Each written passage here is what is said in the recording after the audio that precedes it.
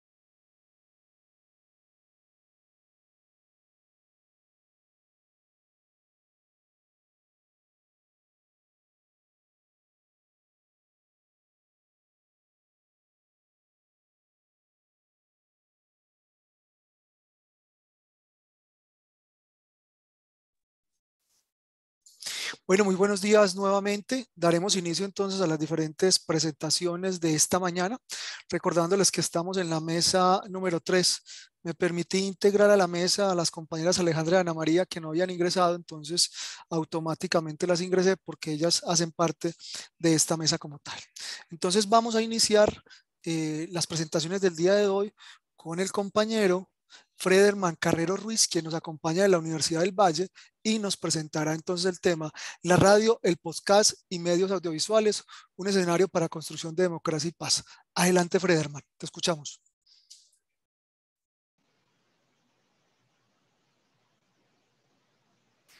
Frederman, no te escuchamos, qué pena. Verifica, por favor. Ya te escuchamos, sí, adelante, por favor. Listo. Bueno, había pensado algo más académico, pero vamos a hacer más bien una charla ciudadana en torno al tema de los medios audiovisuales, la radio, el podcast, la radioparlante, y lo parto de esa experiencia en torno al paro. Yo no soy en Cali en ese momento, rural, y cuando llega el paro, veo con preocupación todo lo que pasa en mi ciudad y empiezo a hacer la indagación por redes sociales de lo que está pasando. Y esa indagación me llevó a muchas partes del país. Voy a hacer aquí a compartir un poquito la pantalla un momento.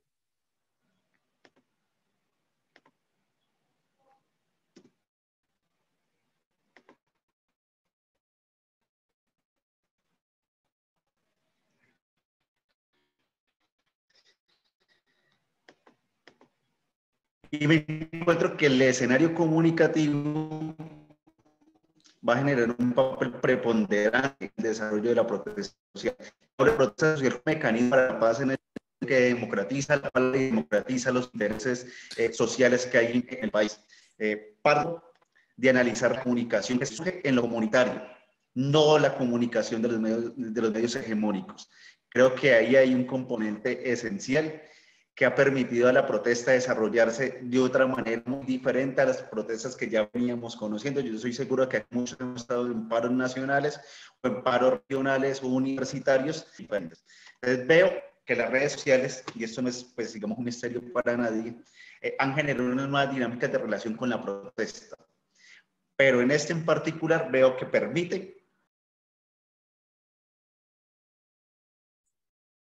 Creo que se nos fue el compañero, infortunadamente estaba como presentando. Frederman, ¿nos escuchas? ¿Te fuiste? Se te cayó la conexión, está un Sí. poco inestable. Hay que Bueno. buscar un poco que la conexión se mantenga. Vuelve y arranca, por favor, qué pena. Listo. Bueno, entonces iba. Los medios audiovisuales, las redes sociales, todo este proceso ha generado unas condiciones. Pero bueno, ahí no estoy compartiendo pantalla. Permítame otra vez. Dale. Si quieres, yo te recomiendo para mejorar la calidad del sonido, si quieres apaga la cámara para que no sea tan pesado, no habría ningún inconveniente, para que escuchemos más nítido. Listo.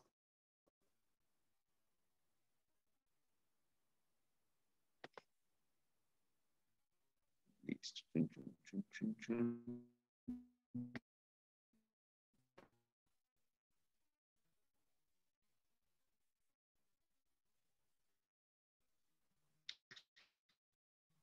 Bueno,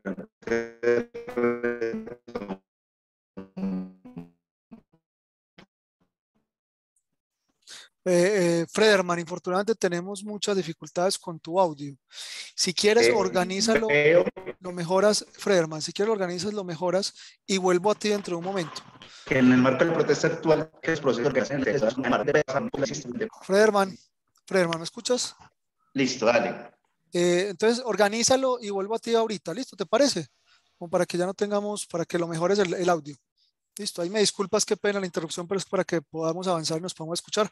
Pero ahorita vuelvo contigo para que puedas exponerlo lo que nos quieres presentar. Muchas gracias. Entonces, continuamos con Carol y Laura. Carol y Laura nos acompañan de la Universidad San Buenaventura de Cali y ellas nos van a presentar la significación atribuida a las prácticas discriminatorias experimentadas dentro de una misma comunidad étnica de la ciudad de Cali. Carol y Laura, muy buenos días y adelante, las escuchamos. Buenos días, muchas gracias. Buenos días. ¿Me confirman, por favor, si están viendo la pantalla? En este momento está cargando. Okay. Pero ahorita la veíamos que ya tenían un PowerPoint allí. Listo. Entonces, pues mientras tanto, buenos días a todos. Entonces, pues como estaba mencionando, vamos a presentar la investigación significación atribuida a las prácticas discriminatorias experimentadas dentro de una comunidad étnica de la ciudad de Cali. Las ponentes somos mi compañera Carol Tavares y yo, Laura García. Esto lo hacemos pues a través de la Universidad de San Buenaventura Cali y del Semillero de Investigación en Psicologías Críticas en Contextos Sociohistóricos. Y en estos momentos esta investigación pues está en proceso de ser publicada como artículo en la revista Cuadernos de Psicología de la Universidad Autónoma de Barcelona. Entonces aquí tenemos el índice de contenido y vamos a empezar con el planteamiento del problema.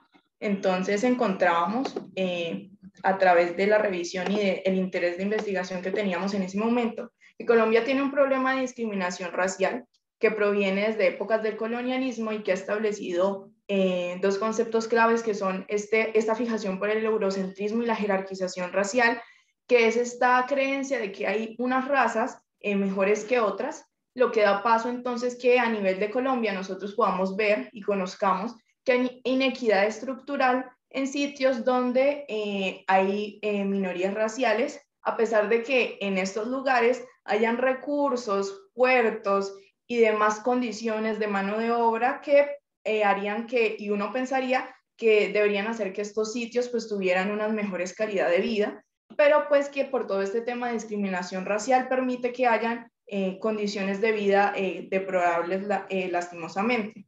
Esto da paso entonces que en estas comunidades raciales se deben fenómenos de influencia colectiva y herencia generacional. Es decir, que yo en mi autoconcepto entonces termino por creer que el ser de X o Y comunidad o haber nacido de X o Y manera es un problema y que debo amoldarme a estas creencias racistas o de simplemente amoldarme a las creencias del estigmatizador o del blanco mestizo para obtener mejores calidad de vida o oportunidades en general, y esto da paso al concepto de endorracismo, que es central pues para nuestra investigación. Entonces encontrábamos también que en Colombia nuestra investigación está centrada específicamente en la población afrodescendiente, esta es invisibilizada y que este hecho afecta, como les mencionaba, las oportunidades de obtener necesidades básicas y de calidad de vida en todas las esferas como laborales, académicas y sociales. Entonces, a través de esto, nosotros desarrollamos 4 categorías de investigación. Estas fueron prácticas discriminatorias, significación atribuida a dichas prácticas, las implicaciones de esas prácticas y el endorracismo.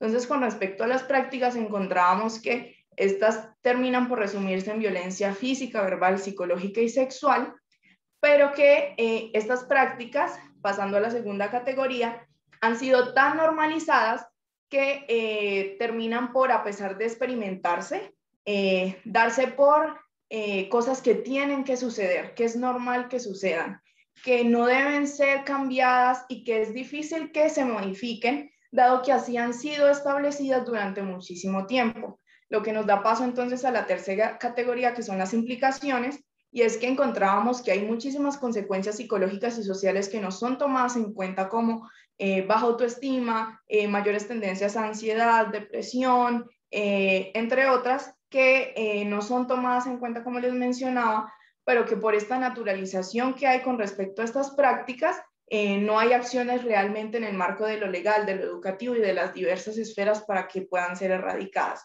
Y finalmente, con respecto a la cuarta categoría, que es el endorracismo, que más adelante les daremos la definición concreta de qué es, encontrábamos que, para dar rápidamente como un adelanto, es esta capacidad que tengo yo como persona que hace parte de una comunidad o de una raza o una minoría que no hace parte de los blancos mestizos, de amoldarme o de ponerme los lentes del estigmatizador y actuar en concordancia con los estereotipos y las creencias que estos tienen con respecto a mi comunidad.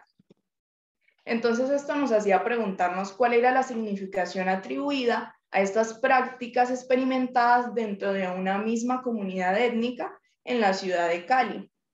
Entonces planeamos los siguientes objetivos. El objetivo general fue comprender la significación atribuida de esas prácticas discriminatorias experimentadas dentro de esa comunidad étnica vividas por un estudiante universitario en Santiago de Cali. Y los objetivos específicos eran describir dichas prácticas, luego identificar el significado atribuido pues, a vivir dichas prácticas y determinar las implicaciones que para él dichas prácticas habían tenido en el ámbito de lo social. Sí, entonces ahora para pasar un poquito sobre los referentes teóricos que tuvimos en cuenta pues para esta investigación, tenemos 4 conceptos principales, pero en el que se fundamenta esta investigación es el concepto de endorracismo, como comentaba mi compañera Laura, y Pineda lo define como el racismo desde adentro. Entonces hablamos de que sujetos de una misma comunidad étnica, en este caso la comunidad afro, pues en esa misma comunidad se van generando ciertas prácticas discriminatorias, que es a lo que le llamamos endorracismo. Por otra parte está el concepto de violencia cultural planteado por Galtung, que nos dice que si bien antes había un tipo de violencia directa a través de la esclavitud, con el paso del tiempo hemos ido interiorizando y normalizando ciertas prácticas que se van convirtiendo en una forma de violencia cultural, que es como un poquito más difuminada y más difícil de percibir. Y se puede evidenciar que el endorracismo es una manifestación de esa violencia cultural. Por otra parte están los conceptos de sujeto y subjetividad planteados por González Rey. Él nos dice que el sujeto es quien se encarga de aportar al pensamiento de la sociedad, pero a su vez ese pensamiento de la sociedad también se encarga como de ayudar a construir lo que viene siendo su subjetividad. Entonces es a través de este intercambio entre lo externo y lo interno que el sujeto va formando va construyendo su forma de participar en el mundo, de concebir las cosas y todos los fenómenos que suceden a su alrededor. Finalmente, tenemos en cuenta también el concepto de racismo de Estado de Foucault, que él nos dice que el racismo es una forma de poder estatal. ¿Por qué? Porque es a través del campo de lo biológico, de esta definición de las razas, que se va haciendo una diferenciación entre alguien que es superior, en este caso las razas blanco-mestizas, y un otro inferior, en este caso pues las razas consideradas minorías, y en específico nos vamos a referir a la comunidad afro.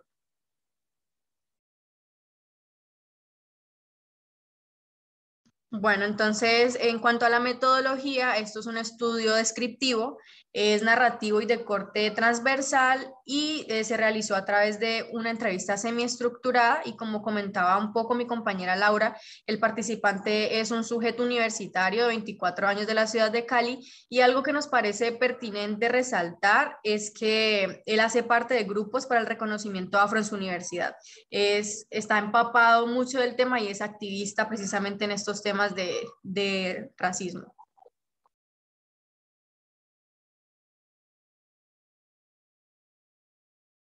Bueno, para las categorías de investigación que tuvimos en cuenta para realizar los resultados y la discusión son 4: la influencia colectiva, herencia generacional y normalización del endorracismo, experiencias endorracistas en la universidad y las consecuencias de estas prácticas discriminatorias.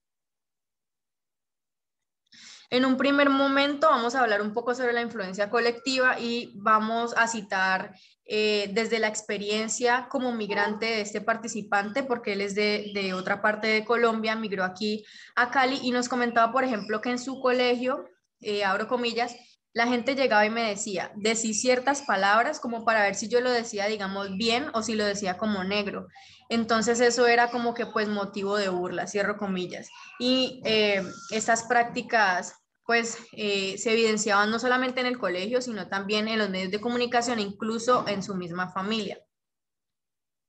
Entonces encontramos en el estado del arte que efectivamente es a través de los medios de comunicación que se van estructurando y reproduciendo ciertas creencias e ideologías racistas que van recayendo sobre toda la sociedad.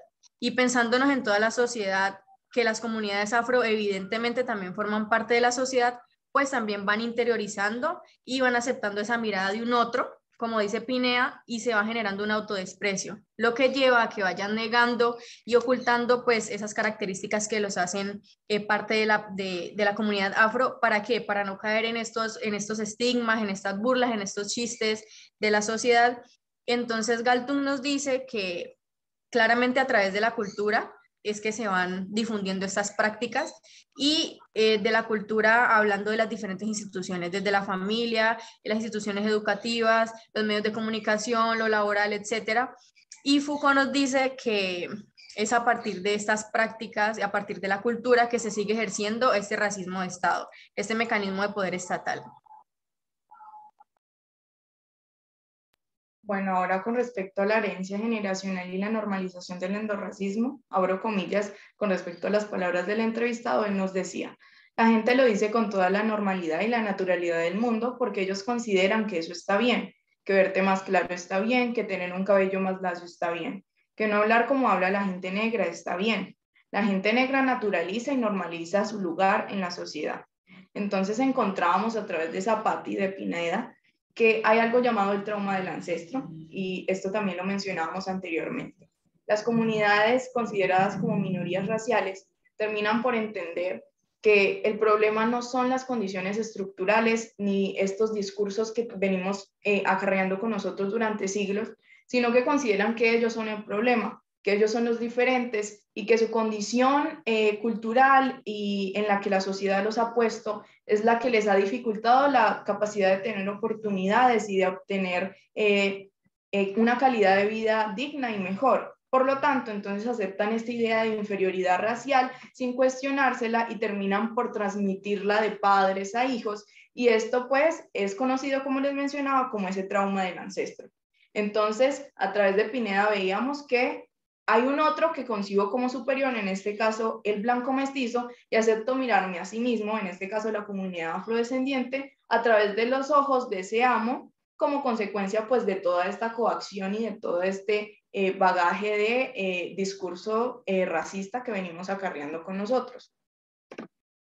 Entonces encontramos a través de Galton que hay algo llamado violencia cultural y que está totalmente internalizada y que transforma estos discursos de violencia directa, que es lo que les mencionaba a través de las prácticas, violencia verbal, psicológica, sexual y de todas las maneras, pero que la han vuelto normal y que se transforma en estructural. Por lo tanto, vemos significativas diferencias entre ciertas regiones y poblaciones y lo hace aceptables para la sociedad, lo que dificulta que hayan reales acciones para la transformación de estas realidades para estas comunidades. Y pues a través de González Rey veíamos que se crea para el sujeto racializado una subjetividad particular a partir de la influencia que el colectivo genera sobre él. En este caso, entonces, vemos que el sujeto adopta la creencia de el endorracismo y termina por tener estas mismas prácticas racistas para con su comunidad como una manera inclusive, y aunque suene un poco, o sea, difícil de entender, es una manera de hacer resistencia a toda esta discriminación que se viene ejerciendo sobre su misma comunidad y sobre él mismo. Bueno, ahora para hablar un poco sobre las experiencias endorracistas en la universidad, nuestra tercera categoría, encontrábamos que incluso una vez un profesor le decía a este participante, abro comillas, por fin dijo algo que se le entiende, cierro comillas. Era un profesor también afro. Entonces, este participante también nos comentaba un poco sobre la deserción académica, que es algo muy preocupante porque al tener pues acceso, al ser activista, tiene acceso a ciertas cifras de su universidad, y nos decía que él veía que las personas que más desertan y que no logran graduarse son personas negras, dadas todas las consecuencias de estas prácticas discriminatorias y endorracistas. Entonces encontrábamos que Pineda nos dice que claramente se va internalizando esta idea de un superior y un inferior, que genera consecuencias claramente a nivel psicológico y social. Y Ramírez, en un estudio en Bogotá, encontró que hay una tendencia a encasillar a los estudiantes afro como inferiores, incluso desde las instituciones educativas, hablando de bachillerato, primaria. Galtung nos dice que hay un mecanismo psicológico llamado la interiorización, que es esto que González nos plantea como de lo externo, que nos va permeando y que vamos sí, internalizando, y a partir de ello vamos creando nuestra subjetividad, nuestra forma de ver el mundo. Y Foucault siempre nos recuerda que es necesario entender que siempre hay un inferior al que se busca marginalizar y controlar. Bueno, y finalmente entonces encontrábamos que hay consecuencias claramente a nivel psicológico y social. Entonces vamos a empezar con las consecuencias psicológicas. Nuestro entrevistado nos manifestaba que él había sentido pena al revelar su lugar de origen, que le daba pena su acento, y confiesa que para él era como una negación a ser él mismo. Encontramos a través de Pineda que hay consecuencias psicológicas a través de la literatura, como la baja autoestima, sentimientos de frustración y de tristeza, y que estas consecuencias, como mencionábamos anteriormente, usualmente no son tomadas en cuenta dentro de las diversas esferas, como entornos educativos, en los hogares, en las esferas de recreación, sino que son más bien tomadas en cuenta como partes de la personalidad de los sujetos, y no se toma en cuenta pues toda esta esfera social que está permeando al individuo, que hace parte pues de una minoría racial. Con respecto a las consecuencias sociales, el entrevistado nos mencionaba que a pesar de haber experimentado todas estas cosas, Esto le había permitido a él encontrar una comunidad en donde ahora mismo él puede promover cambios tanto en poblaciones de bajos recursos como inclusive dentro de su propia universidad, que es donde también ha recibido muchísimas de estas prácticas. Entonces Goffman, citado por Pineda, nos decía que la agrupación de sujetos estigmatizados, en este caso población afrodescendiente, frente a esos otros estigmatizadores, es percibida como ese mecanismo de resistencia, en este caso pues ante el endorracismo. Entonces, a través de González vemos que hay una cultura que entendemos que tiene unas prácticas que, si bien pueden ser violentas, terminan por ser naturalizadas y comprendidas como normales. Este sistema de prácticas específico para nosotros, pero algo es importante dentro de todo el planteamiento de González Rey es que él nos presenta que el sujeto no está totalmente amarrado a esta producción subjetiva, sino que él también es activo con respecto a este orden social. Entonces él puede hacer frente y tiene la capacidad de generar también propuestas para este desarrollo cultural. Entonces es algo que vemos y que es importante para nosotras dentro de este estudio de caso, dado que el sujeto no simplemente interiorizó toda esta idea de endorracismo, sino que llegó a cierto punto en el que él decidió levantarse con respecto a este discurso que venía naturalizando y escuchando durante tantos años, y pues pudo hacer frente a todo este orden y que venía trayendo consigo durante tanto tiempo. Bueno, ya para finalizar, en relación a las conclusiones, hablemos un poco de cómo, si bien en la época colonial estaba esto de la esclavitud, había una forma de violencia directa, se ha ido normalizando y naturalizando tanto estas prácticas racistas, se han convertido y se han transformado. Por ejemplo, se ve en forma de chistes. Hablábamos un poco de, el participante nos decía, presten atención a las novelas y miren el papel de las personas afro. No sé, es el vigilante, el personaje chistoso, la empleada doméstica, que no son cosas malas, pero que es a través de eso que hemos normalizado y naturalizado, pues que se van invisibilizando esas prácticas discriminatorias. Y como lo hablábamos, hay una influencia colectiva, hay una influencia de la familia, de las instituciones educativas y una influencia importante de los medios de comunicación. Y la comunidad afro, al formar parte de la sociedad, pues claramente se ve influida por estas prácticas. Entonces, a partir de ello es importante entender que si son fenómenos que se fundan desde la cultura, que implica todas las esferas de lo humano, pues permea la familia, permea lo educativo, lo laboral, es necesaria una reflexión en torno a todos estos fenómenos que van impidiendo el desarrollo efectivo de la paz. Bueno, y con respecto a algunas otras conclusiones, entonces llegábamos a que entendemos no solamente desde la comunidad afro, sino de todas las comunidades consideradas como minorías dentro de nuestro contexto colombiano. Las comunidades indígenas, las comunidades romaní, entre otras. Frente a todos estos discursos, no solo endorracistas, sino de discriminación en general, veíamos que hay dos respuestas que se pueden encontrar en general. O se interioriza el discurso y se actúa con respecto a estas expectativas que tiene el otro estigmatizador sobre mí, o hago frente o rechazo este discurso haciendo conciencia. No tiene que ser necesariamente activismo político, virtual, sino que simplemente hacer conciencia con respecto a lo que me han venido diciendo y transformo ese trauma del ancestro y lo rompo, porque ya no voy a estar entonces repitiendo el discurso que me han estado diciendo durante tantos años. Entonces encontramos importantísimo el papel de la educación, dado que no se toma en cuenta todas estas condiciones estructurales que permiten inclusive que en zonas de nuestro país nuestros jóvenes y niños no tengan la posibilidad de tener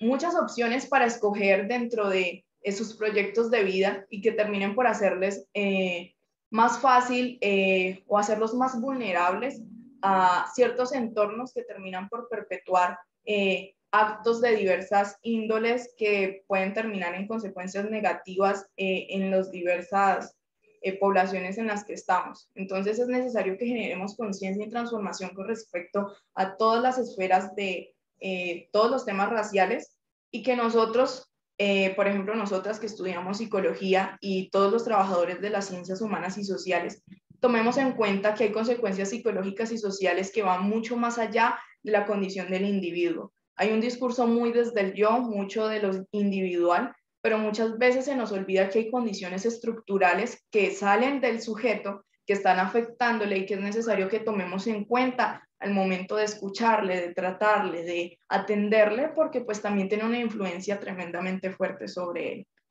Y pues que claramente tienen efectos sobre el desarrollo de la paz de nuestro país y de la sociedad en general.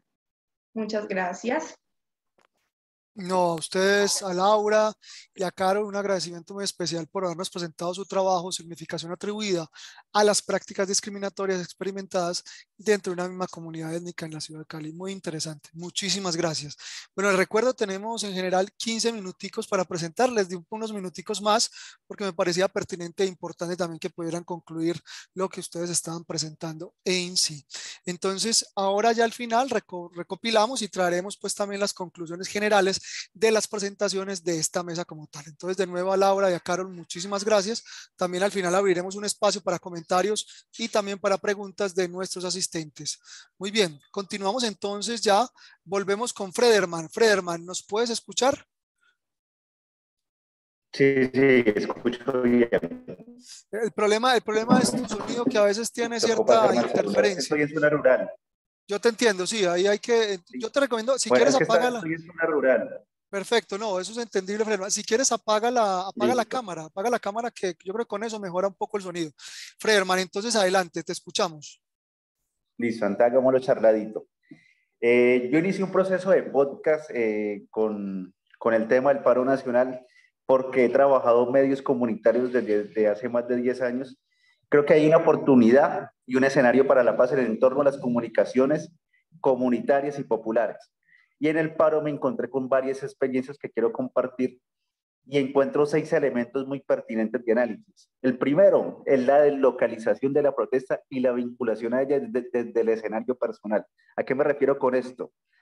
A que mucha gente de mis contactos que nunca habían tenido posiciones políticas en el país, de un momento a otro empezaron a sentar sus posiciones en redes sociales. TikTok, por ejemplo, que me parece una plataforma que podría ser muy banal, adquirió un nivel de politización muy interesante en las primeras jornadas de la protesta.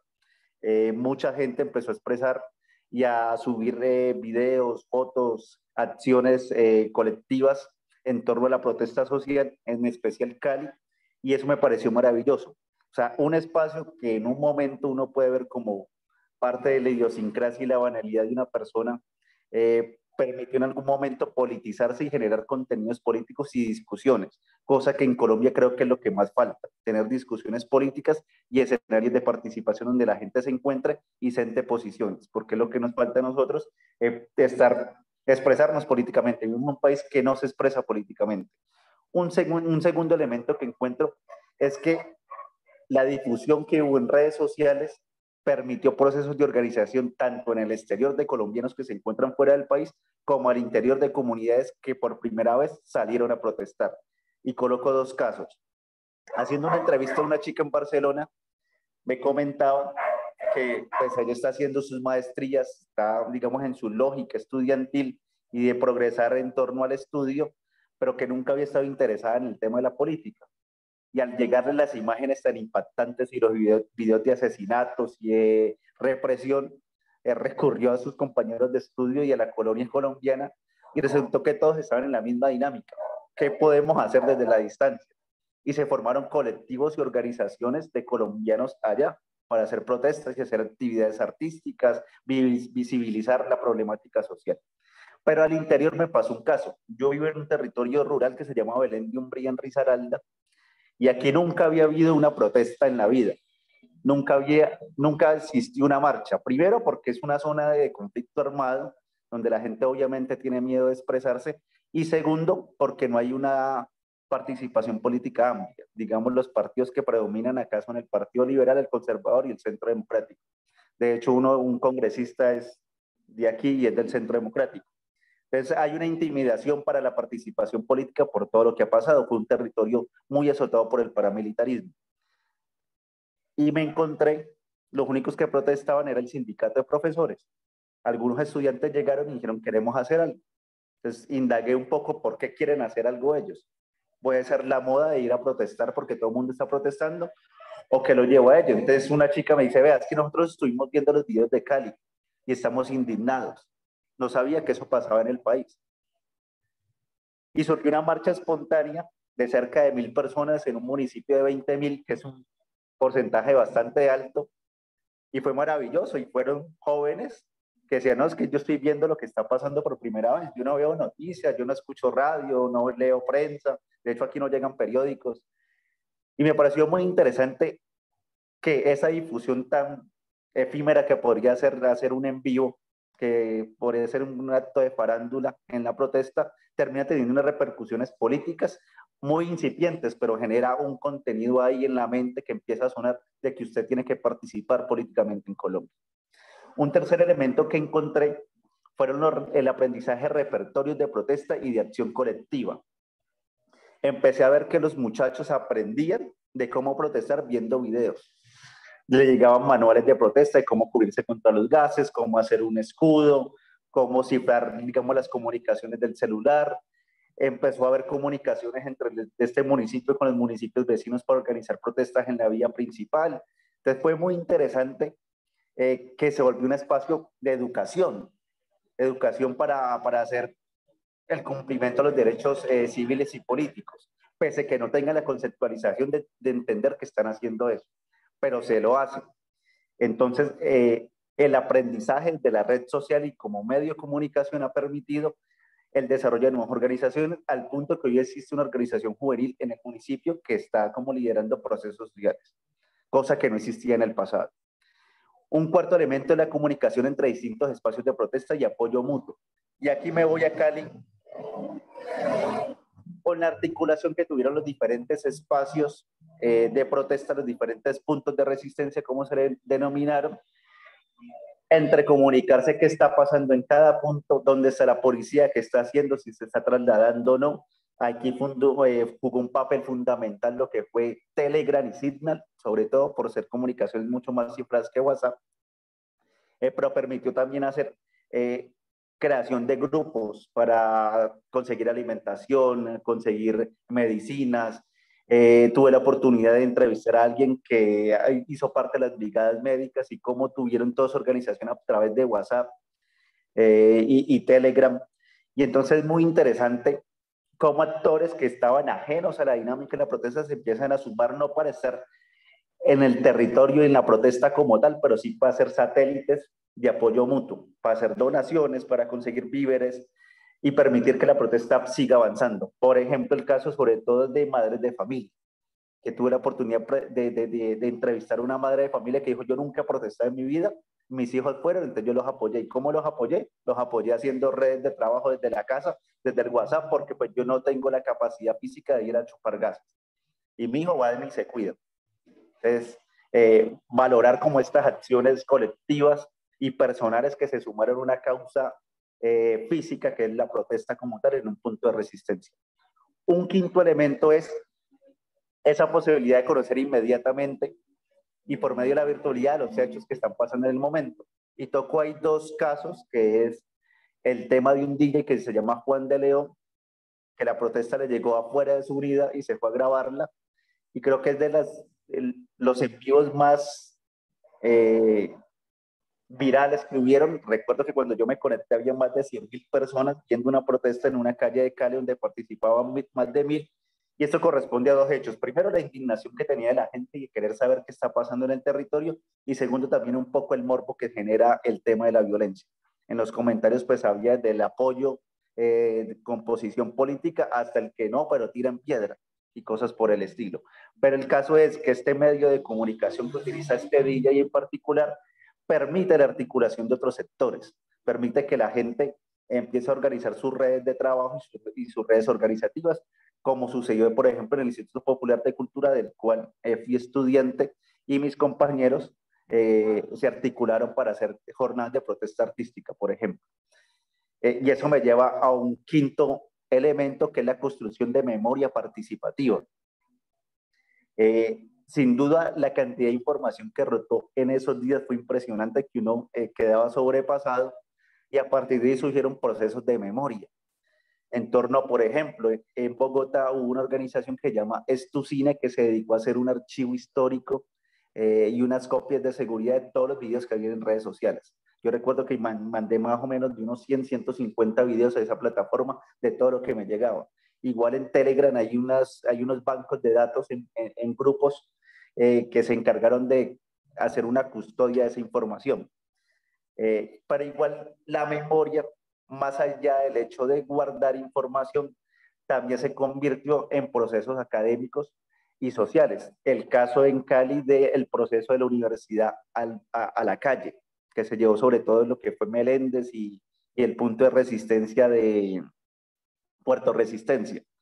Entonces, como los actos de memoria, los actos de participación comunitaria que llegaban allá de manera mucho más construida y pensada y no al calor de lo que pasara con la policía o lo que pasara en la protesta in situ, han permitido desarrollar procesos de memoria que se han llevado a otros escenarios. Actualmente hay varios, conozco 3 compañeros que están haciendo análisis académicos a partir de la memoria viva y la memoria oral del paro nacional, y 2 elementos, 2 podcasts, del cual yo estoy realizando uno, que es el archivo 28A, que nos hemos dedicado a recoger historias y narraciones orales del paro en todo el país. Y en mi sorpresa me encontré, por ejemplo, que el paro se estaba dando en el Simbundó y en Putumayo, que había paro en municipios muy pequeños del Cesar, que había paro en comunidades muy alejadas de Nariño. Y entonces, pues me pareció maravilloso porque el paro no fue el tema de la ciudad y los tropeles que vimos todos en medios nacionales, sino que el paro fue un proceso organizativo extendidos en todo el país. Entonces, no esperaba, digamos, que las comunidades indígenas rurales estuvieran haciendo plantones y actividades en torno al paro. Digamos que son comunidades muy marginalizadas y muy alejadas de los cascos urbanos. Entonces, pues, escuchar a los de Nariño, a los de Putumayo, a gente del Cesar, gente del Chocó, donde el impacto, digamos, de tomarse o hacer una protesta no es tan visible como estar en el Monumento de los Héroes en Bogotá, generó redes de organización muy interesantes y retomó las memorias propias, las luchas propias de esos pueblos, reeditada a partir de la juventud sobre todo. Hay otro podcast muy interesante que se llama Radio Palparo, que es de un colectivo de estudiantes que se han puesto a la tarea de analizar el paro a partir de temáticas: medio ambiente, mujeres, comunidades étnicas, estudiantes, economía. Y ha permitido, por ejemplo, empezar a conceptualizar qué fue eso del paro, más allá del tema de la reforma tributaria, sino cuáles eran las demandas sociales. Y, por ejemplo, las compañeras ahorita que hablaban del tema del racismo, recuerdo también haber visto discusiones muy interesantes en redes sociales que también se daban obviamente en el sitio de la protesta, en torno, por ejemplo, a por qué el brazo que está en Puerto Resistencia es de ese color, o cómo es la participación de las diferentes comunidades en el desarrollo de un monumento incluyente. El tema de las mujeres, por ejemplo, en el monumento de los héroes, el tema del machismo al interior de la protesta. Entonces son discusiones que se empezaron a dar a partir de redes sociales y a partir del sitio, y es un intercambio de opiniones y de diálogos que han hecho que el paro no solo sea un acto de protesta, sino que sea un acto de democracia participativa de la comunidad, de revisarse a sí misma y de entenderse qué está haciendo en el repertorio. Por ejemplo, el caso de que cambien las consignas con ciertas groserías porque ofenden a la mujer, por ejemplo, el hijo de puta siempre, porque pues el tema con las putas y todas estas reivindicaciones, ciertos cantos y dinámicas de insulto a la policía que terminan afectando a grupos que están en el interior de la protesta o discriminándolos. Entonces, bueno, hay una serie de opciones que terminan afectando, pero también reeditando la protesta. Y por último, hay la experiencia de la radio Bullaranga, que no es la única de radio parlante, que fue el acto de tomar la protesta como un espacio radiofónico para la expresión de la gente. Y Radio Bullaranga se caracteriza, se da en Loma Dignidad en Cali, es de habilitar la palabra al que llegue. Y entonces democratizar la palabra ha permitido que gente que está pasando, que es transeúnte, termine participando de la protesta, así sea por 2 minutos, diciendo qué le parece o no le parece la protesta, diciendo qué piensa o qué no piensa de tal personaje. Entonces, bueno, para concluir, creo que el tema de la protesta social y la vinculación con medios digitales ha permitido sobre todo los procesos de organización social. Y creo que el éxito del paro no es tanto la caída de la reforma tributaria, que en teoría pues ya está aprobada en su mayoría, no es tanto la caída de Carrasquilla, sino es el proceso de organización social que se gesta al interior de la protesta. Algún joven de Cali me decía, es que aquí nosotros apenas estamos aprendiendo qué es una protesta. Nosotros no sabemos qué es una protesta. Ese es el primer paso que estamos dando. Este paro es para hacer otro paro en un futuro, más consciente, más organizado, más politizado. Por ejemplo, con la estructura de las asambleas populares más dinámica, no tan incipiente como iniciado, más profundo, más social. Y veo que esa dinámica, pese a que implica relaciones de violencia, de conflicto con el Estado, a futuro va a permitir construcciones de paz porque es la comunidad organizada. Y una parte fundamental para que exista paz es esa ampliación de la democracia que solo se puede hacer mediante la organización comunitaria y procesos y espacios de diálogo, como es el caso del podcast, del live de Instagram, los live de Facebook y las discusiones eternas que tiene Twitter. Dejo ahí por el momento.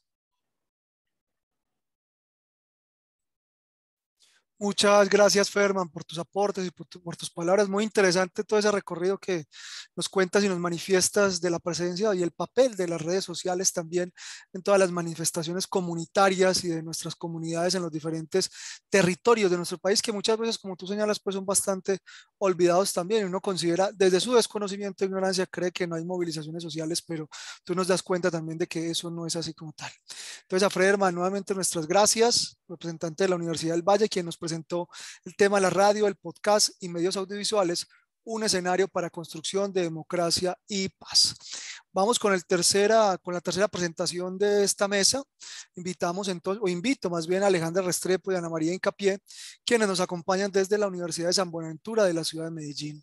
Ellas nos presentarán el tema Escuela y conflicto armado, una revisión documental sobre el accionar de la escuela rural en medio del conflicto armado en el oriente antioqueño. Alejandra y Ana María, muy buenas tardes y adelante, las escuchamos. Buenas tardes. Hola, buenas tardes. Buenos días, perdón, yo sé que me equivoqué.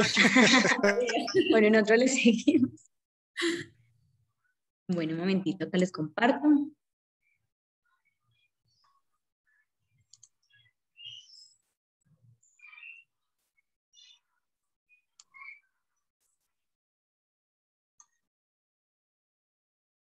Listo, como nos decía nuestro presentador y profesor, nuestro trabajo de grado se llama Escuela Conflicto Armado, una revisión documental sobre el accionar de la escuela rural en medio del oriente antioqueño.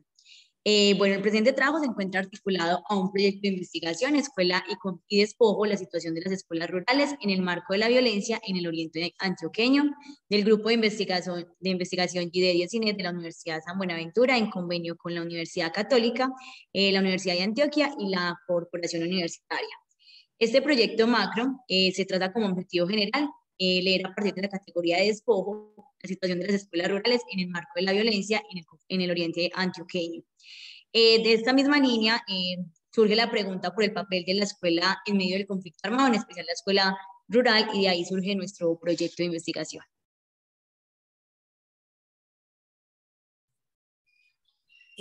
Ana, ¿la pasas, por favor? Bueno, entonces para comenzar, la actividad investigativa pues asociada como al tema del conflicto armado y la escuela realmente es muy amplia. Sin embargo, en el trabajo que nosotras realizamos, resaltamos los trabajos del Centro Nacional de Memoria Histórica, la Fundación Dos Mundos, organismos internacionales, y también lo acompañamos de proyectos de maestría, doctorado, pregrado, que no solamente hacen como un rastreo de los hechos, sino que también han asesorado como a las comunidades para construir como de estos lugares para la memoria y para reflexionar en torno a las nuevas oportunidades que pueden surgir ya como encaminándonos a la construcción de la paz. Esos trabajos dan cuenta como de la relación directa entre educación y conflicto, pero también se aborda la escuela como una institución social que se vio afectada por la violencia y también que se enfoca como en la escuela tradicional del casco urbano. Y a su vez se documentan como las experiencias de la comunidad educativa. No obstante, a pesar de que el tema pues es realmente como muy amplio, la escuela rural específicamente no ha recibido como la suficiente atención. Y aunque se ha dicho mucho sobre la relación entre educación y conflicto armado, la relación no se ha observado de manera amplia y profunda alrededor de la escuela rural. Y es a partir como de esto que nosotros abrimos la discusión con los siguientes interrogantes. ¿Qué pasó con la escuela rural en medio del conflicto armado? ¿Qué prácticas se generaron en la escuela rural por efectos del conflicto armado? ¿Y cómo eran las rutinas de la escuela rural en medio del conflicto armado? Bueno, también de acuerdo pues como a todo lo que acabamos de mencionar, esa temática resulta muy relevante si pensamos que a pesar de que ya se firmó un acuerdo de paz y hay innumerables propuestas como para abordar el posconflicto, el conflicto armado todavía es como un asunto muy vigente, ¿cierto? Es también un asunto que genera mucho impacto y que además desde el punto de vista como emotivo o desde el punto de vista de quienes lo vivieron o para quienes aún experimentan pues como las secuelas, se vuelve pues como un tema realmente que todavía tiene vigencia. También teniendo pues como en cuenta todos estos hechos, esta investigación pues cobra un sentido en el hacer una revisión documental en donde queríamos como ampliar la mirada sobre esas diferentes disciplinas que han transversalizado el conflicto y también pues como para poder, digamos que queríamos comprender la posición de la escuela rural en medio del conflicto armado, analizando también qué implicaciones ha tenido pues como en la educación. Listo. En relación con lo que dice Alejandra, nos planteamos unos objetivos para nuestro proyecto. El objetivo general de nuestro proyecto es documentar la situación de las escuelas rurales en el marco del conflicto armado vivido en el oriente antioqueño. Y de ahí se desprenden dos objetivos específicos. El primero es establecer un corpus que documente el accionar de las escuelas en el marco del conflicto. Y el segundo es establecer las tendencias de los estudios que documenten la situación de las escuelas rurales en el marco del conflicto armado en Oriente. También continuando pues como con la caracterización que realizamos, consultamos pues como o nos enfocamos en dos categorías principales que fueron escuela rural y conflicto armado.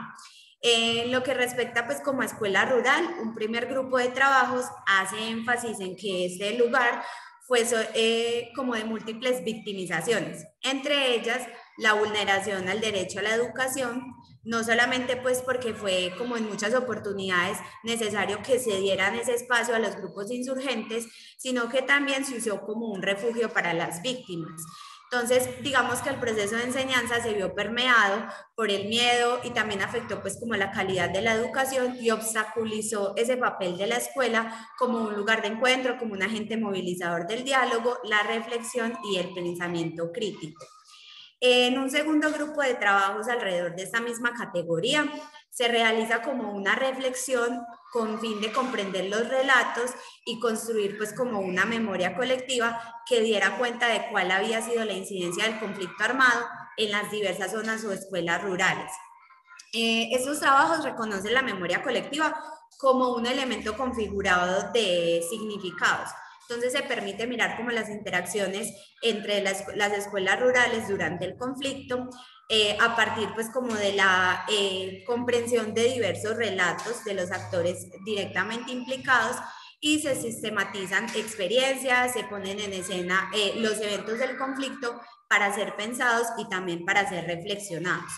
Y por último, otro grupo de trabajos están enfocados en pensar la escuela rural hacia un empoderamiento de las comunidades, creando también como proyectos, recalcando la importancia del trabajo hacia la cultura y educación para la paz, Y además esos papeles, estos proyectos, estos documentos recalcan también el papel de la escuela rural como en un momento muy coyuntural, en el momento en el que se decide pues como pensar que hay que tener un espacio o un proceso de reconciliación, o mejor nombrado pues como posconflicto, y entra también como otro tema muy importante, y es el de educación para la paz, en donde se acompañan otros conceptos que son pues como muy vigentes, es el de resiliencia y el de deslegitimación de la violencia para la no repetición.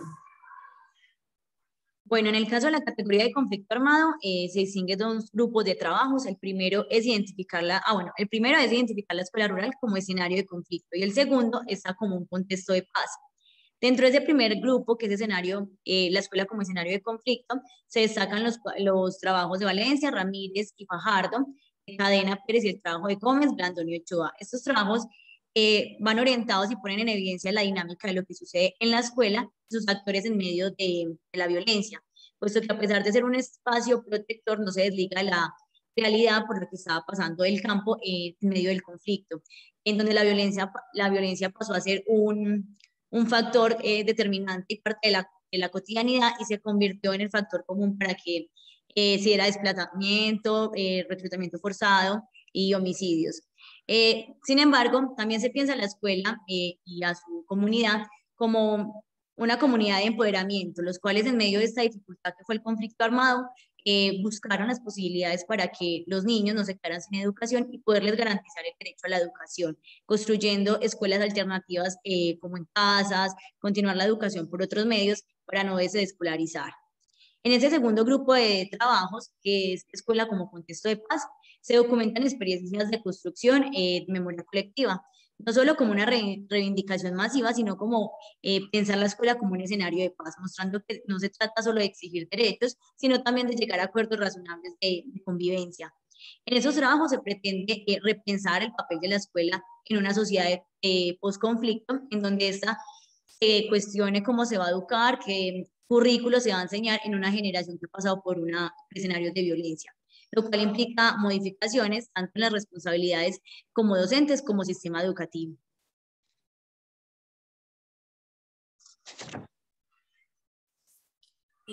Bueno, entonces ya para como llevar a cabo esta investigación, y si optamos por un estado del arte, una revisión documental, se plantea pues como una metodología cualitativa, y se pretende pues como con esta metodología recuperar y trascender reflexivamente sobre ese conocimiento acumulado pues como del objeto de estudio que teníamos.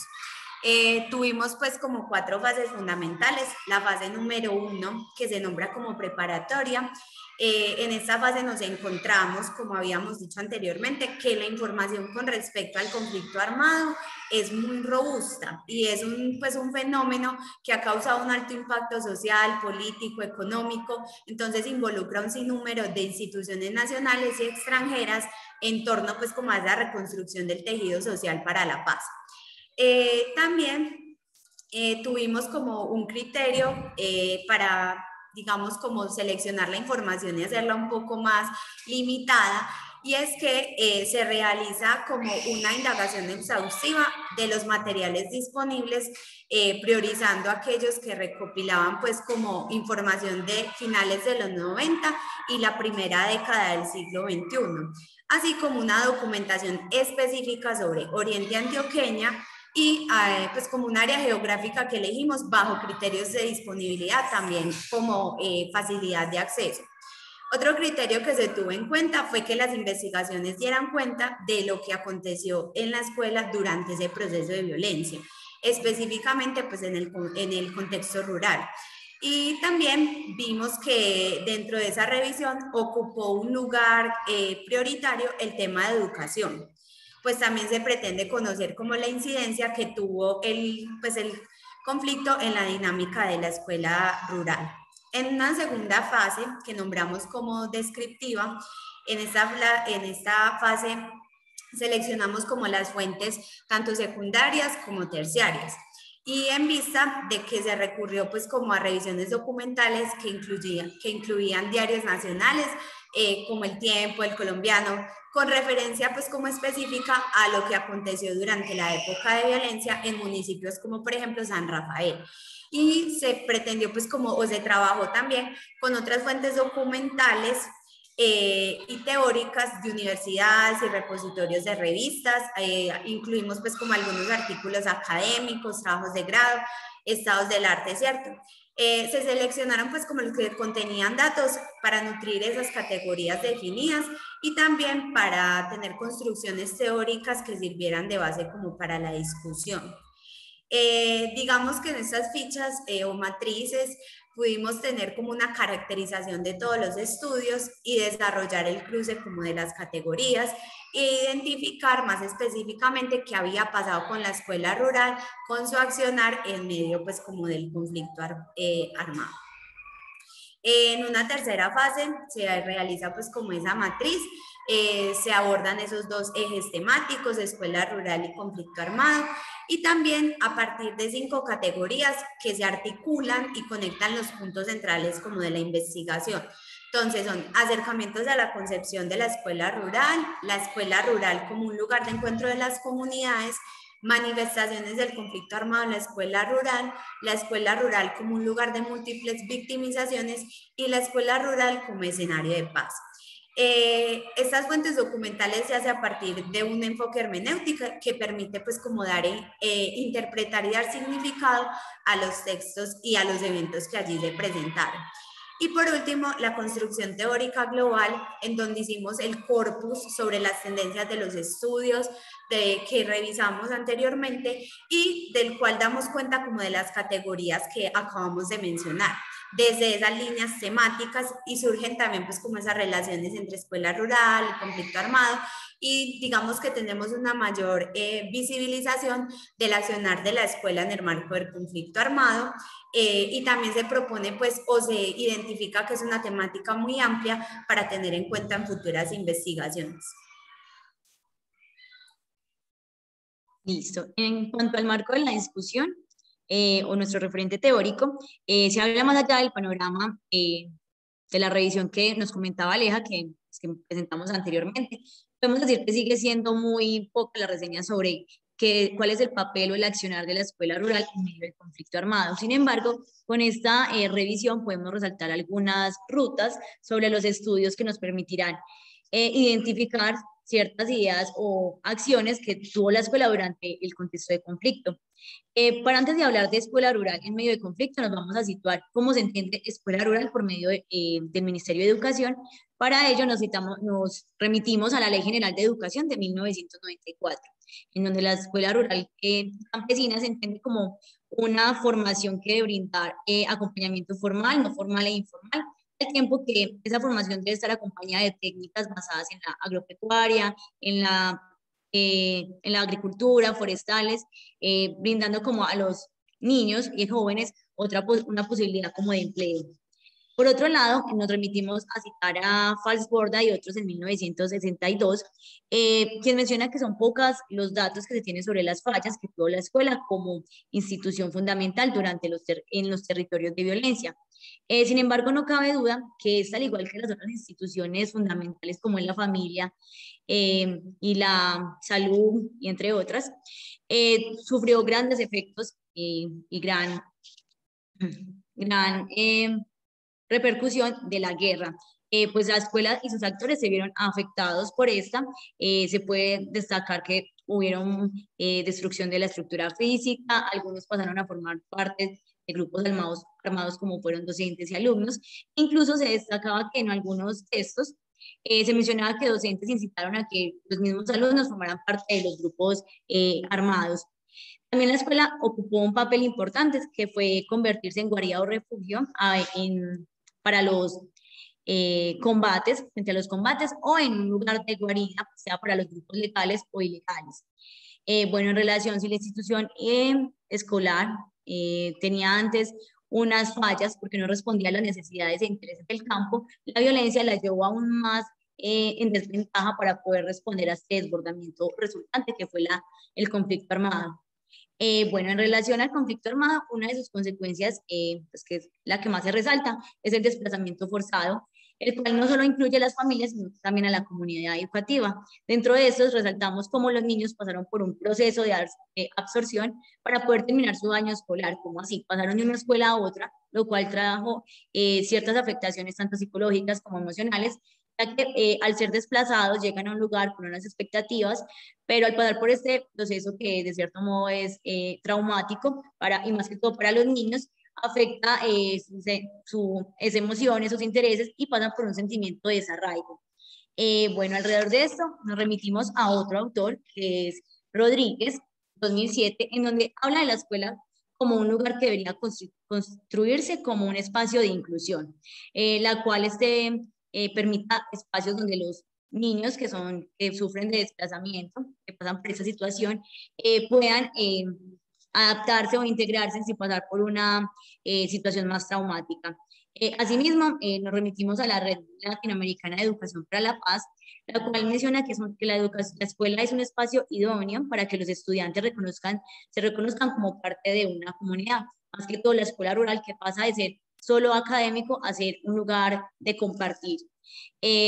Y que interactúen no solo como un espacio de desarrollo humanitario, sino también como un espacio que le hace resistencia al conflicto armado, al tiempo que es un lugar de encuentro, de juego y de construcción de conocimiento.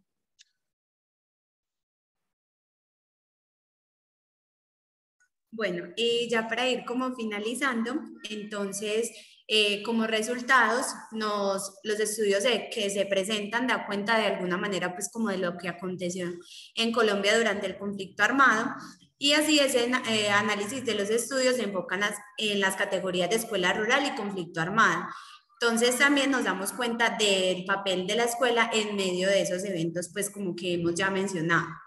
En relación con la categoría de escuela rural, algunos estudios se interesan pues como en identificar rutas para garantizar y proteger el derecho a la educación. Y también por otro lado, estos estudios resaltan como el trabajo de intervención realizado con las poblaciones afectadas, encaminados pues como a la superación y reparación de las afectaciones materiales y psicológicas. Otros trabajos en esta categoría, digamos que se proponen más la construcción de una memoria colectiva frente a esa comunidad educativa que fue víctima del conflicto armado en zona rural. En relación con la categoría del conflicto armado, algunos trabajos muestran la escuela rural como un objeto de la vulneración de derechos, pues como por protección por causa de los homicidios, reclutamientos forzados y el desplazamiento. Pero también dan cuenta de cómo la escuela intentó, pues como en medio de todas estas situaciones, garantizar ese derecho a la educación. También de acuerdo pues como a todo lo que hemos dicho, es preciso mencionar que existe en los trabajos una ruta clara de tendencias que aborda teóricamente el tema de escuela y conflicto armado desde el interés académico como por comprender la problemática. Esos trabajos también coinciden en señalar el conjunto de afectaciones que la escuela rural sufrió por efectos del conflicto armado y en establecer miradas como asistencialistas sobre la misma, lo cual en cierta medida se justifica en el hecho de que las disciplinas que se han preocupado por el tema, por ejemplo, psicología, social, economía, sociología, han delimitado las miradas de abordaje de la relación escuela y conflicto armado a ofrecer rutas de intervención en las que la educación pareciera también ser el medio para materializarlas. En cuanto a estas revisiones, es importante cuestionar el hecho que aun cuando las miradas sobre el tema se presentan desde diferentes disciplinas, hay comprensiones como homogénicas que refuerzan una idea precaria y menor de la escuela rural y también la ponemos como en el lugar de que debe ser asistida.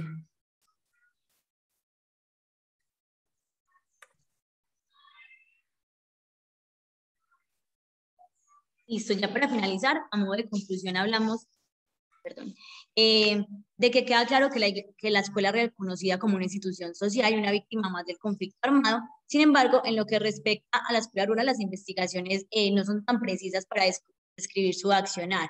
Pues más allá de un escenario de formación, la escuela ocupa un lugar como de reconocimiento social, en donde la comunidad y la escuela establecen un vínculo de doble entrada que implica un análisis más profundo para comprender esas dinámicas de relación, ya que lo académico comienza a involucrarse con la vida comunitaria, quedando esta durante el conflicto armado inmersa en proselitismo político, como un lugar de atrincheramiento, adoctrinamiento o de vulneración de derechos debido a su papel tan importante que tiene en la comunidad rural. Bueno, en cuanto a las tendencias en los estudios de documentación, la situación de las escuelas rurales en el marco del conflicto armado en Oriente Antioqueño, la producción textual es muy variada. Se encuentran reseñas históricas o relatos tanto de la comunidad educativa como de familias, estadísticas relacionadas con los daños a la infraestructura, vulneración de derechos, desplazamiento forzado y reclutamiento de menores. De igual forma, se documenta el surgimiento de movimientos cívicos debido a la inoperante accionar que tuvo el ejército y el gobierno frente a una situación, a una población que estaba siendo masacrada y violentada por grupos armados. Destacándose que fueron los civiles quienes se armaron para poder dar respuesta a este tipo de inconveniente que fue el conflicto armado. En relación a esto, es importante mencionar el papel tan importante que ha hecho el Centro de Memoria Histórica, que no solo ha hecho una revisión de los hechos, sino que también ha establecido lugares para la memoria. Sin embargo, la información que existe hace posible la comprensión de las implicaciones que tuvo este periodo de violencia en la población, la comunidad educativa, el despojo de las escuelas, pero se queda corta o se evidencia un vacío en cuanto a la descripción y seguimiento de estos hechos de forma más puntual. Queda un espacio grande en la historia sobre qué pasó con esa escuela rural como espacio, como lugar de encuentro y con esas personas que la habitaban. Ya con eso cerramos nuestra ponencia, nuestra intervención. Bueno, Alejandra y Ana María de la Universidad de San Buenaventura Medellín, muchísimas gracias por no habernos presentado su tema Escuela y Conflicto Armado, una revisión documental sobre el accionar de la escuela rural en medio del conflicto armado en el Oriente Antioqueño, que bueno, puedo decirlo, también fue una zona en un momento determinado de nuestra historia muy golpeada y lógicamente todas estas investigaciones nos permiten evidenciar también todo eso que aconteció en aquellos lugares que muchas veces en la zona del urbano no tenemos la posibilidad de visibilizar. Nuevamente entonces a Alejandra y Ana María, muchísimas gracias por sus aportes. Le damos la palabra entonces en este momento a Cristian Correa Villa, quien viene en representación de la Fundación Universitaria Claretiana, quien nos va a presentar entonces el tema Paz es entender lo que somos, prácticas socioculturales de paz en Quibdó. Adelante, Cristian, te escuchamos. Listo, Lau. Buenos días ya, todavía. Si me alcanzan a ver, es que tengo problemitas como con la cámara. Cristian, se ve oscuro, no sabemos, no, Carajo, realmente no sí, te alcanzamos a ver. he estado intentando, bueno, lo voy a presentar así porque Dale, ni modo. tranquilo, no te preocupes. Adelante, te escuchamos. Listo, voy a presentar. Bueno, yo soy Cristian Correa Villa, estudiante de la Universidad Claretiana y perteneciente al semillero Cultura, Paz y Posconflicto. La presente ponencia va a ser la presentación de los resultados de una investigación de prácticas socioculturales de paz en Quibdó. Y el título del artículo que está publicado ya en la revista Humanismo y Sociedad lleva Paz es entender lo que somos. Bueno, eh, para nosotros nos planteamos esta investigación ya que en el Chocó y viendo que Quibdó ha sido como una de las capitales a la cual llega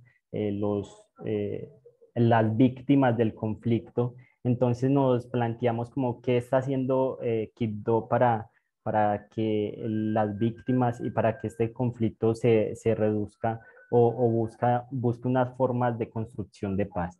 Entonces, tenemos como un momento histórico de construcción de paz en el marco del posacuerdo, una pervivencia de construcción de violencia cultural, acompañada de un control territorial, violencia estructural y violencia directa por parte de otros grupos armados ilegales. Tenemos también la apuesta por resistir y abogar por formas que permiten el diálogo y la paz como una apuesta cultural que permite transformar el territorio desde abajo. Nuestro objetivo general para esta investigación fue analizar qué prácticas existen en Quibdó que contribuyen a la construcción de paz. Esto fue durante el año 2019 y fue un proceso pues extenso y que hasta ahorita pues pudimos publicar. Tenemos los específicos, que fue caracterizar conceptualmente la construcción de paz territorial en relación a las prácticas socioculturales, identificar las diferentes prácticas socioculturales que contribuyen a la construcción de paz territorial y describir esas prácticas culturales, socioculturales, perdón. Bueno, como referentes teóricos tenemos a Galton y Lederach con la paz, paz negativa y paz positiva, la cual hace referencia a esos, hace referencia al cese de fuego con la paz negativa, y la paz positiva como al reconocimiento de los derechos, al reconocimiento de los ciudadanos, y los cuales tienen como, valga la redundancia, derecho a disfrutar diferentes, los diferentes, ¿cómo lo digo? Bueno, sí, los diferentes derechos que tenemos. Bueno, también tenemos la construcción de paz, la cual la tenemos desde Hernández 2018, y esta hace referencia como al conjunto de acciones diseñadas para fortalecer las relaciones y eliminar las diferencias, las cuales nos llevan a un contexto belicoso, ¿sí? Eliminar todas estas, bueno, no la diferencia como tal, sino la diferencia y la cual provoca un contexto de violencia, un contexto de naturalización de esta misma, y en un contexto de polarización como tal. Tenemos la paz desde abajo también, propuesta por Hernández Delgado del 2016, y esta hace referencia como, bueno, necesitamos una paz negativa, el cese de fuego, para nosotros o para las comunidades empezar a construir algo desde abajo, algo, una paz individual, una paz colectiva, pero desde abajo, donde no se tenga la esperanza de esperar algo del gobierno o esperar que todo nos llegue del gobierno. La paz territorial, a partir de Ríos y Gagos, y la cual hace referencia a que se da a partir de las capacidades del propio territorio, y evidencia la autonomía y el empoderamiento de los pueblos, ¿sí? También tenemos, y como último, las prácticas socioculturales de Pavia, la cual nos dice que esos son las apuestas por la reivindicación de lo propio, es decir, por lo que tiene cada región, cada pueblo, y lo cual denota una autonomía como tal.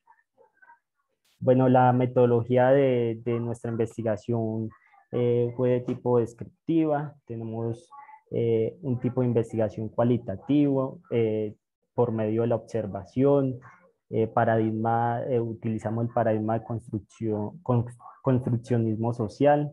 Tenemos diferentes categorías de análisis, que son prácticas socioculturales, construcción de paz territorial y cultura de paz. Y como subcategorías tenemos la transformación para la paz, vínculo para la paz y construcción de paz e idea de paz.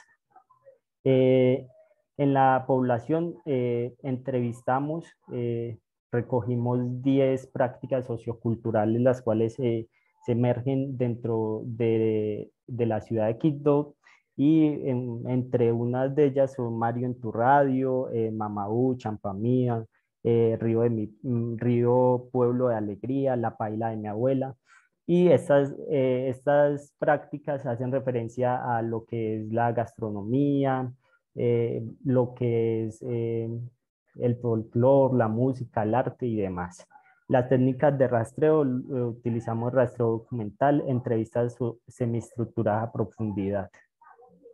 Bueno, para el análisis o el resultado utilizamos la aplicación de Atlas-T versión 7.5, y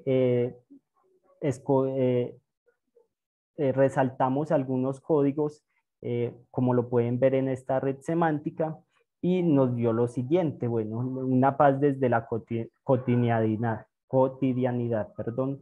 Tenemos la cultura de paz, la cual emerge una transformación social, una transformación para la paz. Dentro de estas prácticas socioculturales también encontramos la práctica como un proyecto de vida, la cual empieza desde lo propio, desde lo personal, pero apostándole a algo grande, a crecer y a seguir vinculando demás personas y a seguir vinculando como a la sociedad y a la paz y apostándole a la paz. Bueno, tenemos la relación vincular, el trabajo en red, no solamente una práctica sociocultural que crece o emerge desde Quibdó, sino que se relaciona con otros corregimientos del Chocó. Tenemos también, por ejemplo, la paila de mi abuela que apoya a las personas que son víctimas del conflicto y no solamente víctimas del conflicto, sino a los victimarios también, a excombatientes. Champamía, que es una organización la cual de excombatientes y dan paseos o turismos por el río Atrato, entonces vemos que se van organizando de esa manera.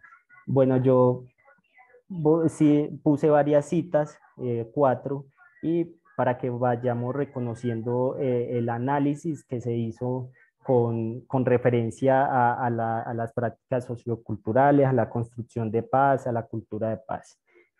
Abro comillas para dar paso a la siguiente cita.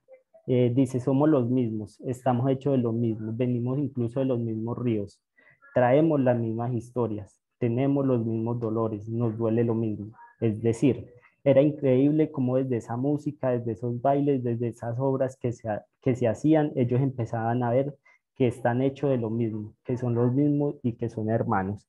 Entonces, desde esta cita podemos ver cómo se construye una paz desde el vínculo, desde el reconocimiento del otro, donde no hay una otredad o no se desvaloriza la opinión de los demás.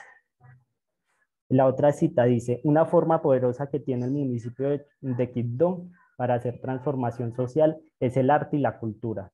Mamaú es un centro de puertas abiertas para transformar, para articular y para construir una cultura de paz.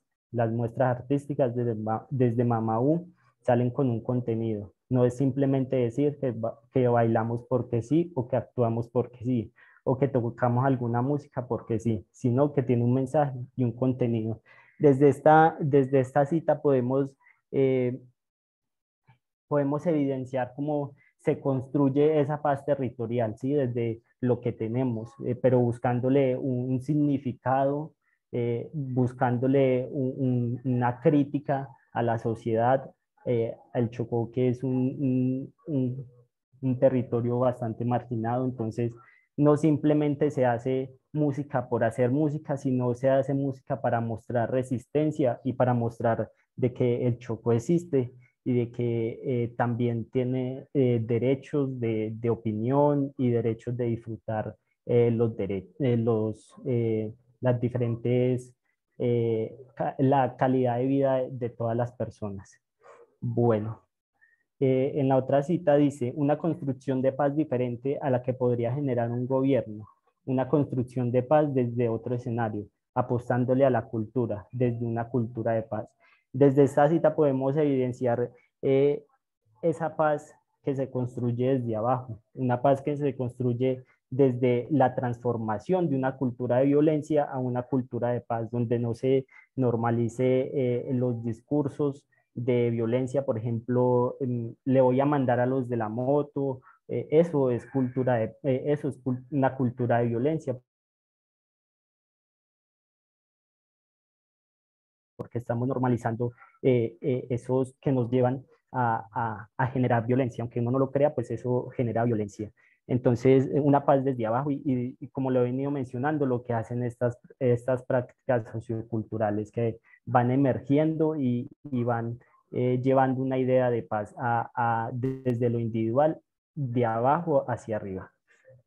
Bueno, y como último, tengo el arte y la cultura, es una herramienta poderosa que pueden transformar imaginarios colectivos e individuales, que pueden llevar a que muchas personas transformen su forma de pensar, su actuar, y que con esto pueden llevar un mensaje a la comunidad en la que están a partir de las muestras artísticas.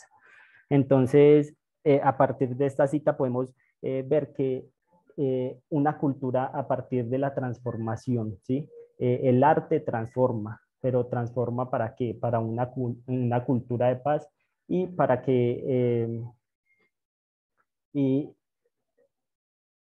y para que desde esos pequeños espacios se pueda emitir como, o emergir esos espacios de sanidad a lo que es las víctimas del conflicto, porque también hay un respaldo. Estas prácticas, hay algunas, tienen por ejemplo, la paila de mi abuela tiene psicólogos que ayudan a estas personas que han sido víctimas. Entonces ayudan a las personas a tener un respaldo social y demás. Entonces, transformar y a partir de lo que es el arte, la gastronomía y demás.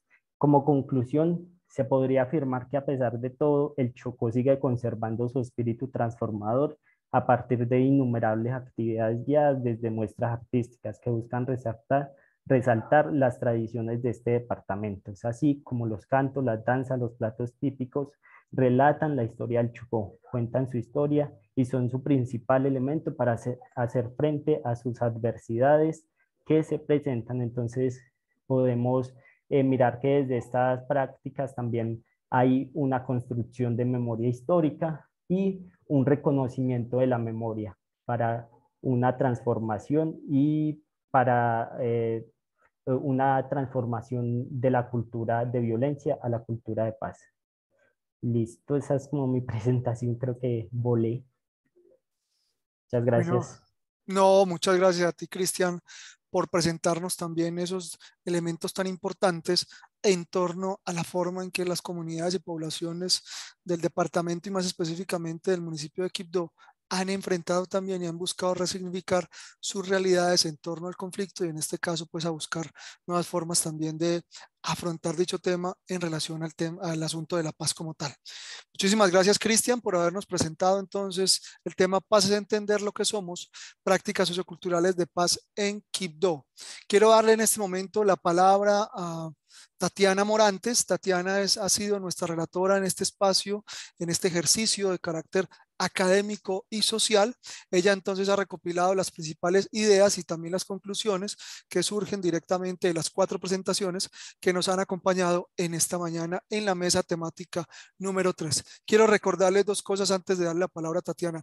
La primera, no olviden consignar o registrar su información para que quede allí en detalle directamente para poderles enviar posteriormente lo que son sus certificados de participación y de ponencias, pues en este caso. Y en segunda medida, recuerden que a las 2 de la tarde volvemos a este espacio para hacer la plenaria, por llamarlo de alguna forma, donde podemos integrar y compartir directamente las experiencias y conclusiones de cada una de las mesas para continuar a las 3 de la tarde con nuestro segundo conversatorio y finalizar a las 4 con una muestra cultural.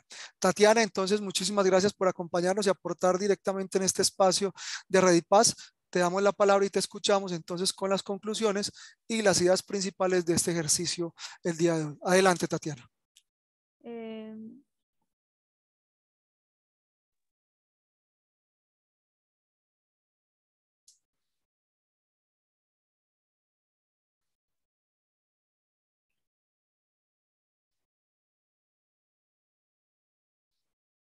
No te escuchamos, Tatiana.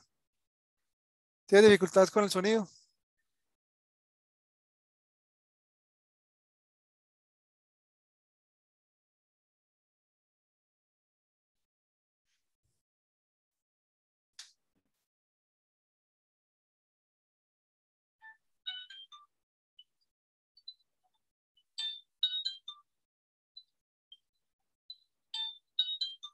Bueno, mientras Tatiana por aquí intenta resolver la cuestión del sonido, yo me voy a permitir entonces dar algunas conclusiones y algunos detalles en relación directamente a lo que ustedes nos han venido presentando como tal, ¿cierto? Creo que es importante también destacar que las diferentes investigaciones y los diferentes temas que ustedes han desarrollado nos permiten ver también esa otra Colombia.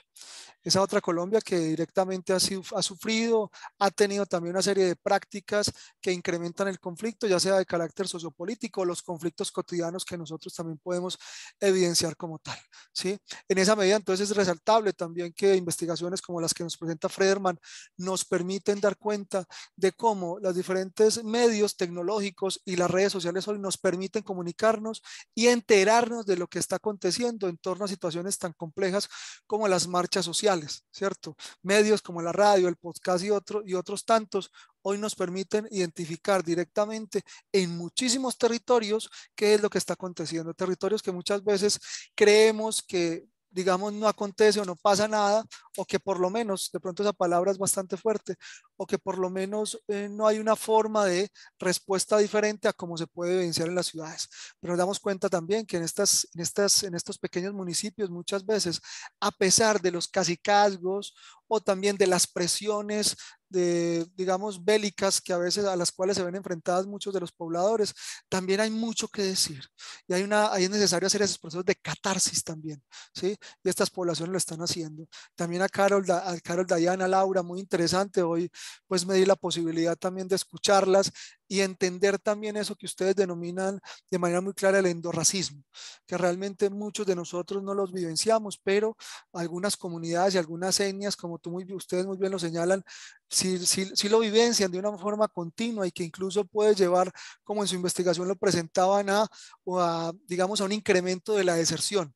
Entonces ahí hay mucho también que investigar. Es un tema, yo creo que para algunos de nosotros realmente novedoso porque no lo evidenciamos en lo académico ni tampoco en lo personal. Entonces también tener la posibilidad de colocarnos en los zapatos de otro y darnos cuenta que hay otras formas de violencia muy fuertes y digamos evidentes directamente en muchos contextos y espacios que creeríamos que incluso no se van a ver, son reales y son fuertes también. Y yo creo que para una persona también desde afuera, y lo digo desde afuera y me disculpo por ello, a veces sentir también que en su propia comunidad aún es más racista que lo que aparece o lo que acontece en el exterior puede ser aún más fuerte, ¿no? La experiencia misma que nos narran Alejandra y Ana María, muy importante, todas esas realidades en torno al papel de la escuela en medio del conflicto armado y sobre todo una zona tan compleja y que en su momento fue muy golpeada por la presencia de diversos sectores armados como como lo es el oriente antioqueño. El papel fundamental de la escuela también no solo como refugio, sino como espacio de resignificación de los conflictos y sobre todo con la posibilidad de brindar un espacio de paz, es importante resaltarlo y sobre todo en un momento, digamos, en un lugar, en un contexto como el colombiano, donde a veces a lo rural lo vemos un poco por debajo, ¿sí? Y así no debe ser tampoco. Y finalmente, Cristian, que nos presenta también la realidad de una ciudad muy golpeada, que a veces ha sido pues invisibilizada por el resto del país, como lo es Quibdó. Y finalmente, pues Quibdó también es, más allá de la capital del Chocó, representa esa cultura y representa un territorio que ha sido vilmente golpeado, sigue siendo golpeado y que requiere también que pongamos nuestras miradas allí, sobre todo cuando nos damos cuenta de todas esas formas de representación y toda esa serie de maneras en que la misma población intenta salir a flote en medio de lo que es el conflicto armado en nuestro país. Afortunadamente, pues allí no pudimos escuchar a Tatiana por temas de audio, pero yo sé que ya lo pudiste solucionar. Bueno, entonces ya sí escuchémosla. Muy bien, Tati, adelante. Escuchamos entonces las conclusiones y las ideas principales. Muchas gracias.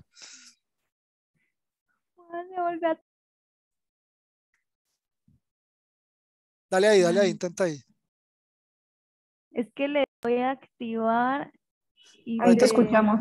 Ahí te escuchamos, adelante. Sí, te escuchamos. ¿Ya me adelante. escuchan? Sí, Ay, adelante. ok. Es el computador. Excusas con cada uno de los integrantes de la mesa. Buenas tardes. Realmente fueron demasiado interesantes cada uno de los temas que se plantearon y se puede resaltar que en torno al conflicto armado, los diferentes grupos etarios o comunidades que se han visto afectados por este fenómeno que nos afecta indirecta o indirectamente a cada una de las poblaciones, se encuentran estrategias para dar esa cultura de paz también, ¿no? Creo que podría ser un aspecto a resaltar, ver cómo nuestros jóvenes por medio de las redes sociales también quieren aportar a ese cambio en nuestra sociedad y ese cambio en las diferentes comunidades en las que se encuentran o desde nuestros diferentes grupos étnicos como algo transgeneracional que nos afecta de una forma u otra o que ese grupo en específico se siente discriminado entre los mismos grupos como lo planteaban desde el etnorracismo. Lo que aportaban nuestras compañeras es muy valioso y las palabras que utilizaban de romper este etnorracismo que se presenta y tratar de generar ese cambio y salir de esa cultura violenta en la que se puede encontrar uno mismo. Algo también a resaltar es el tema de cómo podemos construir memoria. Lo planteaba Cristian y también lo planteaba nuestro compañero Frederman, frente a, miren cómo hay diferentes formas de construir memoria colectiva en nuestras comunidades, ya sea por medio de las redes sociales o en efectos por medio de las diferentes alabados, walís o ritos que tienen las comunidades para recordar este conflicto, no olvidarlo, porque recuerden que aunque queremos construir paz, una comunidad sin memoria, no es posible que pueda construir esta misma y generar un cambio en el entorno en el que se encuentra. Ver también que nuestros niños, jóvenes y diferentes personas que se encuentran afectadas por este conflicto tienen unas afectaciones directas, ya sea en lo educativo, psicológico, emocional, y como las diferentes instituciones también. Nosotros como entes de cambio, seres desde las ciencias sociales, podemos crear o plantear estrategias o dar un matiz para visibilizar esto que se está presentando para que se pueda dar un paso al cambio y que podamos seguir construyendo esta memoria desde nuestras diferentes comunidades.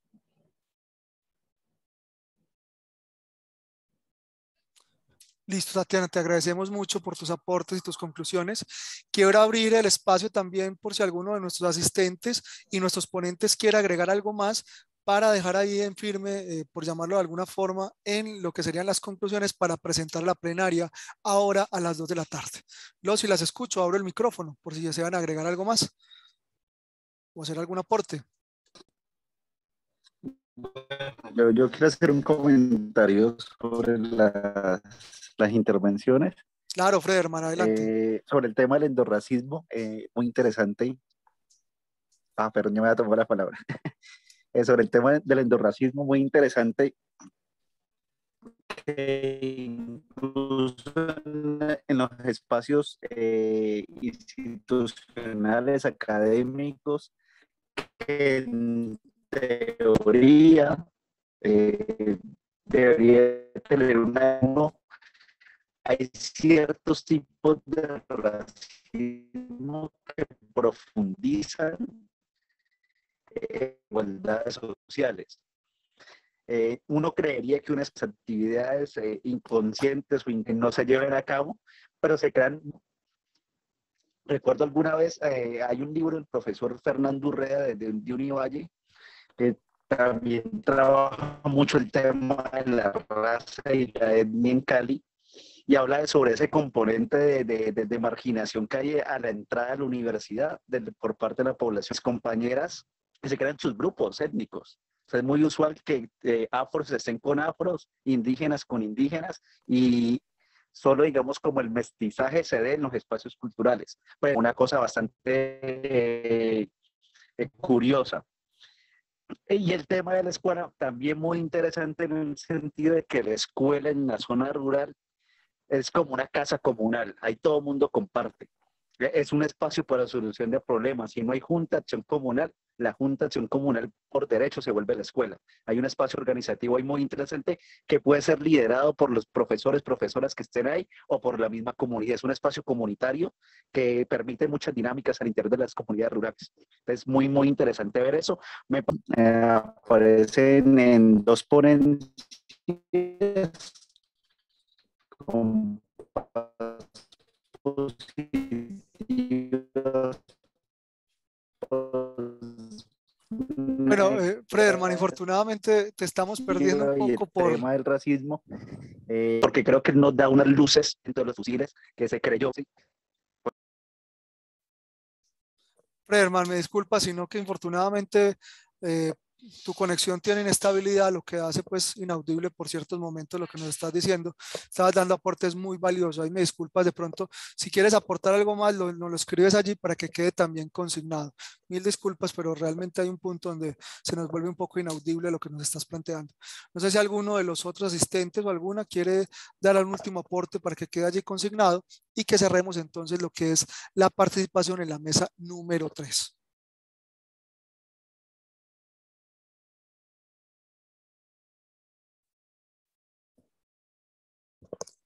Bueno, entonces quiero agradecerles enormemente a cada uno y cada una de las ponentes que nos han acompañado en esta mañana, igualmente a quienes con su asistencia también dinamizaron lo que es nuestra mesa, específicamente la mesa número 3, Culturas y Pedagogías de Paz, para la Paz. Les recuerdo entonces que volveremos a las 2 de la tarde para darle nuestras conclusiones generales, para que podamos compartir directamente lo que aconteció en estas 7 mesas que nos han reunido el día de hoy. Y a las 3 de la tarde tenemos nuestro segundo espacio del conversatorio, donde ya tendremos 3 profesionales que trabajan con jóvenes en torno a temas de paz como tal. Y a las 4 de la tarde tenemos nuestro cierre cultural. Nuevamente un profundo agradecimiento de parte de Redipaz y las instituciones integrantes de esta por acompañarnos y hacer posible estos espacios. Estos espacios realmente no serían posibles sin ustedes, especialmente los jóvenes, pero también todos aquellos que se tienen la posibilidad y quieren también seguir por de alguna forma apostándole al tema de la paz. Entonces, nuevamente, un muy feliz almuerzo, muchísimas gracias, una feliz tarde. Hasta luego, cuídense mucho, gracias. Muchas gracias, hasta luego. Muchas Una feliz gracias, tarde. hasta luego. Muchos éxitos, gracias.